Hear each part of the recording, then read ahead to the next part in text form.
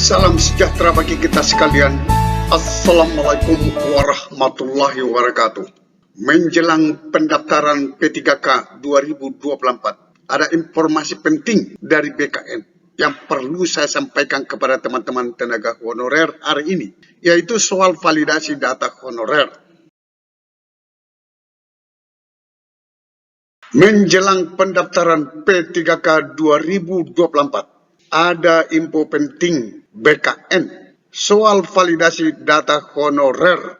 Ini ditayang pada tanggal 9 Agustus 2024. Menjelang pendaftaran P3K 2024, ada informasi penting dari BKN terkait validasi data honorer ataupun tenaga non-ASN 2024. Deputi Bidang Sistem Informasi Kepegawaian BKN, Suharmen, mengatakan pihaknya bersama BPKP sudah menyelesaikan verifikasi dan validasi 1,7 juta honorer. Ditanya berapa honorer yang tidak memenuhi kriteria tersebut, dia mengungkapkan tidak bisa menginformasikan karena merupakan kewenangan Kemenpan RB. Begitu juga saat ditanya kapan pendaftaran P3K 2024 dibuka, karena validasi data sudah selesai. Deputi Suharmen kembali menyatakan itu kewenangan Kemenpan RB. Belum tahu saya kapan dibuka, karena itu kewenangan Kemenpan RB, ucapnya. Dalam surat edaran Menpan RB ada 5 kriteria pegawai non-ASN yang masuk pendataan BKN, yaitu 1. Berstatus tenaga honorer K2 dan terdaftar dalam database BKN. Kedua, mendapatkan honorarium dengan mekanisme pembayaran langsung. Sumber honornya berasal dari APBN untuk instansi pusat dan APBD untuk instansi daerah, bukan melalui pengadaan barang jasa. Ini perlu kita perhatikan, teman-teman. Bukan melalui mekanisme pengadaan barang jasa, baik individu maupun pihak ketiga. Karena ini nanti terkait dengan verbalnya. 3. Diangkat paling rendah oleh pimpinan unit kerja. 4. Telah bekerja paling singkat 1 tahun pada 31 Desember 2021. 5. Berusia paling rendah 20 tahun. Paling tinggi 56 tahun pada 31 Desember 2021. Surat edaran Menpan tersebut memiliki 5 kriteria. Nanti kita akan bahas hasilnya. Setiap instansi mengajukan data honorer harus dilengkapi dengan SPTJM. Kita sama-sama tahu semua ini.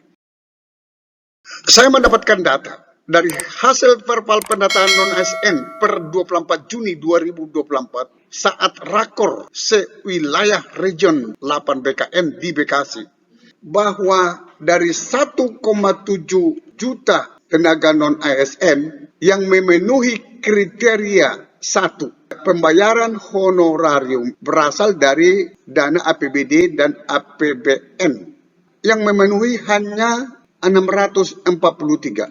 Maka yang tidak memenuhi surat edaran Menpan untuk kriteria 1 itu ada 1.783.012 tenaga honorer. Nanti saya akan perdengarkan cuplikan presentase data verbal ini. Jika kita lihat dari kriteria 2 sampai 6, artinya di situ sudah ada SPTJM-nya. Jika kita pakai menggunakan 6 kriteria, maka yang memenuhi syarat 6 kriteria surat edaran tadi hanya 487.376. Berarti di sini yang tidak memenuhi surat edaran Menpan ada 1.296.285. Untuk lebih jelasnya, mari kita dengarkan cuplikan penyampaian hasil verbal pendataan non-ASN per 24 Juni 2024 saat rakor sewilayah region 8 BKN itu dilakukan di Bekasi. Di dalam database 1,7 saat ini sedang dilakukan verbal oleh teman-teman BPK dan teman-teman BKN.